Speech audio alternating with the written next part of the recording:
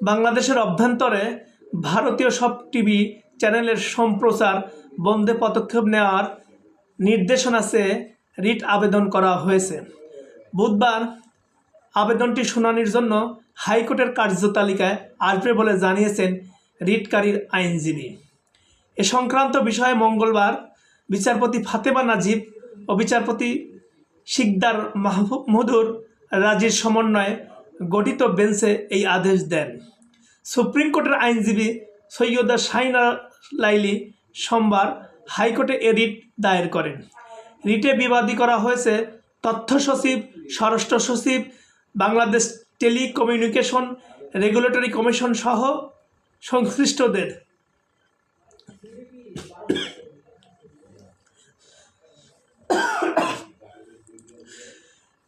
রিটকারীর আইনজীবী এখলাস উদ্দিন ভুইয়া বলেন, আগামীকাল বুধবার রিট আবেদনটি শুনানির জন্য হাইকোর্টের কার্যতালিকায় আসবে। আমরা আদালতকে জানিয়েছি এটা জরুরি বিষয়, জরুরি শুনানি করার দরকার।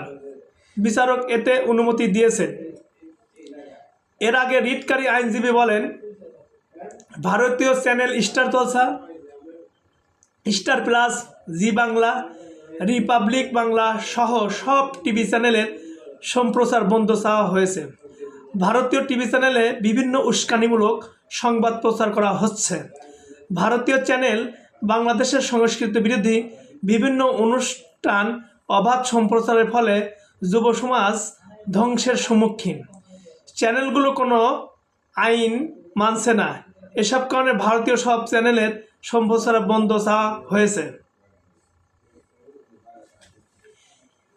রিটে কেবল টেলিভিশন নেটওয়ার্ক পরিচালনা আইন 2006-এর 29 ধারা মোতাবেক ভারতীয় সব টিভি চ্যানেলের সম্প্রচার নিষিদ্ধ করতে বলা হয়েছে। একই সঙ্গে বাংলাদেশে ভারতীয় টিভি চ্যানেলের সম্প্রচার বন্ধে কোনো নির্দেশনা দেওয়া হবে না তা জানতে চেয়ে রুল।